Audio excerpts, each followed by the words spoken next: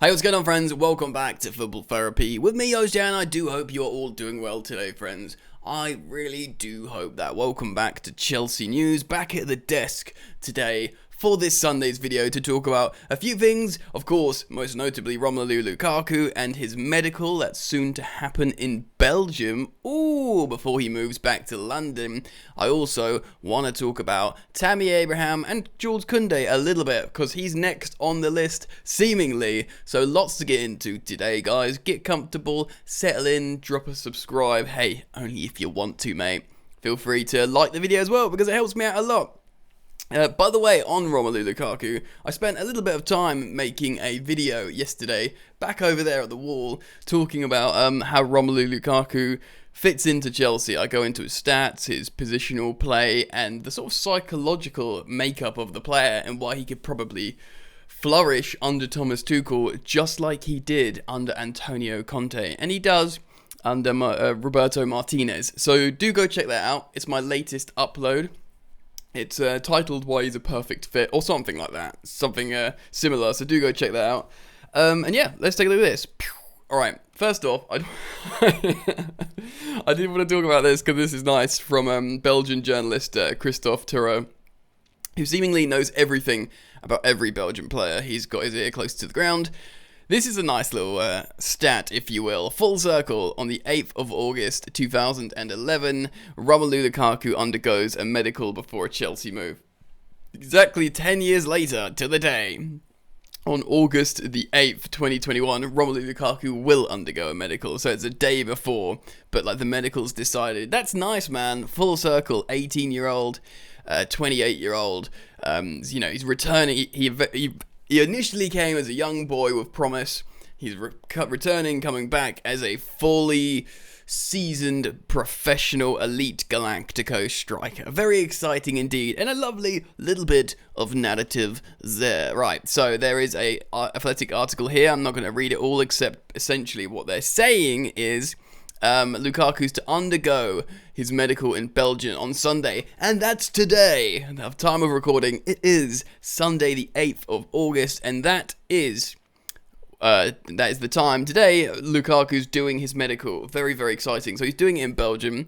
He's going from Italy to the motherland, Belgium, to do the medical, which you'd imagine he would absolutely breeze, because he is in the form of his life. This article by David Ornstein essentially underlines the stuff that's already been reported mainly, but does reiterate how Inter Milan wanted more money for Romelu Lukaku than they got. Chelsea, of course, were initially very, very interested in giving players into the deal or inserting players as a sort of part exchange.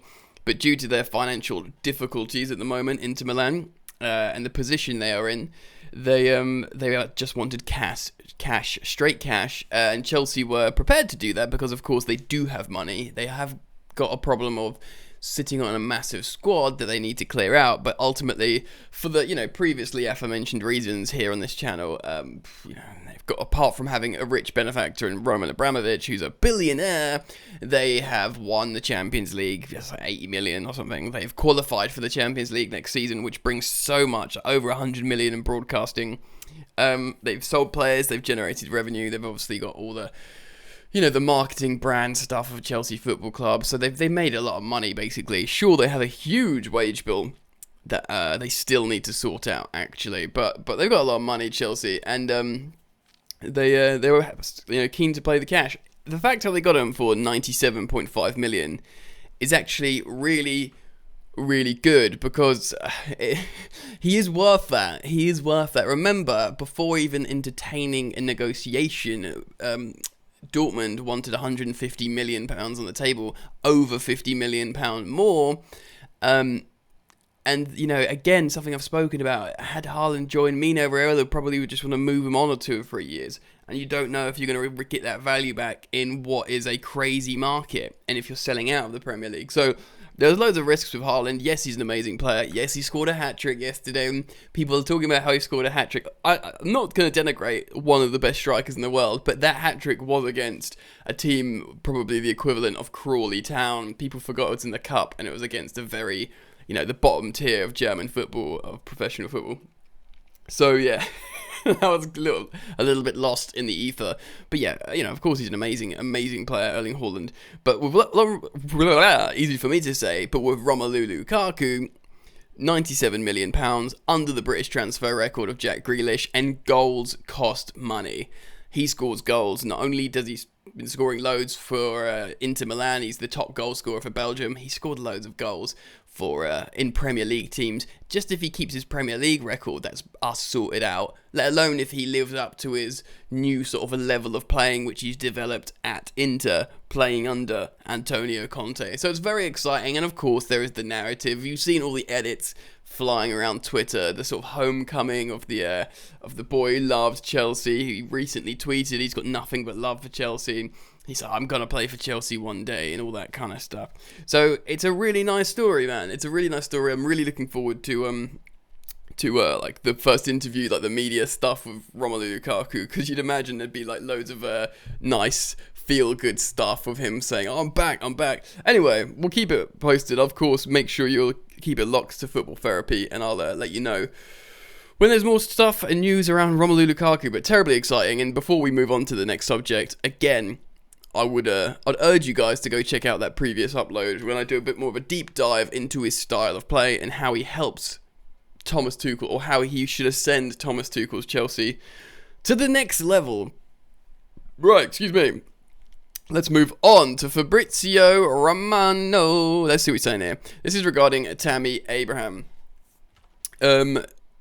Atalanta board have a meeting scheduled in London with Chelsea in the next 48 hours. Now, he tweeted this yesterday evening at 9:30 p.m. To ask for Tammy Abraham as a main target. Price tag around €40 million, around £35 million. Arsenal and West Ham interested too. Atalanta gonna bid for Tammy if Inter ask for Duvan Zapata as a Lukaku replacement. So they know, even though they're like the middle team that has to sell and buy a player, they know that stuff's changing.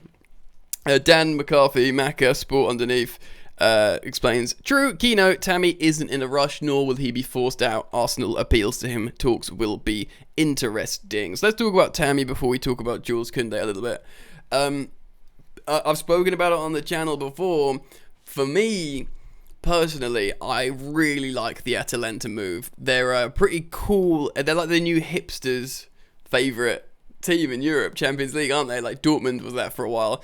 Atalanta play a three-back system, but they score loads of goals. They're like a really high-scoring team. They finished third in Serie A last season, 1 point off second, which of course was AC Milan.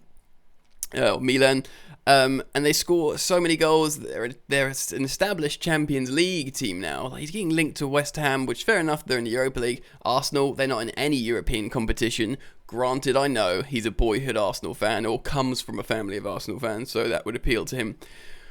But Atalanta, man, that's a cool transfer, especially for Chelsea fans, because he's not going to be dunking on you playing for Arsenal. Do you know what I mean? And you won't have to deal with the banter. I think personally it should be appealing to him, hopefully, largely, touch wood, because of the positive story of his best friend, Fikayo Tomori, who was playing for that second place Milan that was 1 point ahead of Atalanta. What a story that would be. Those two out in Italy, learning Italian, playing Italian football, both in Champions League teams. That's a cool story, man. So, for selfish reasons, I really hope that move happens, because I really like Tammy and I want the best for him. And seemingly the best for him isn't staying at Chelsea at the moment. If he can go and be the starting striker for Atalanta, I actually personally think that's a really cool transfer. Chelsea get £35 million for him, and already with all their sales, they've made up the Lukaku money, which is pretty impressive, but not unusual for Chelsea, who of course always find a way to generate a lot of money in player sales. So it's very, very impressive. I really hope that transfer happens because, I think it's a cool transfer, and we'll have to see. He could still want to stay in London and not fancy going abroad and just, end up going to Arsenal or whatever. Anyway, we'll see what happens. I also quickly want to touch on this. Romelu Lukaku will soon be sign his contract as a new Chelsea player, work in process. After Lukaku, Chelsea will focus their signing on Kounde. Always favourite option as a centre-back, but not agreed yet. So Kounde's next. And he is again, Simon Johnson of The Athletic spoke about how Chelsea will sign, in his words, Chelsea will sign Kounde regardless what happens with Kurt Zouma, if he goes the other way to Sevilla or not. They'll do a cash deal for Kounde if they have to. Remember, Chelsea have the money. They've just made back, theoretically, the money for Lukaku, and they had a lot of money to spend anyway. A lot. So signing Jules Kounde should be no problem. The real biggest problem for Chelsea is a bloated squad yet again. They've got like 44 or something players in the squad before like a Lukaku and Kounde. That is insane. That is insane. They need to, and they've already sold a few and loaned a couple. They need to start flying out the door, man. Do you know what I mean? It's crazy. There's too many players in the squad, and it's ridiculous. If I lost focus again, go on, find my face. There we go. Yeah, it's an absolutely insane amount of players, and Chelsea need to get rid of a lot. Anyway, I think they'll probably do for my update video today. I've spoken about Lukaku, Abraham, and Jules Kounde. Once again, I would urge you all to go check out the video I previously uploaded, which is a breakdown on Lukaku. I put a bit of effort into it. I'm standing at the wall. It's edit heavy. I did research. Come on, you can go give it a view for me and drop a like and a comment on that video. Help me out in the algorithm. Dig. Anyway, sweet guys. Have a nice Sunday. Enjoy the football, and I'll see you later.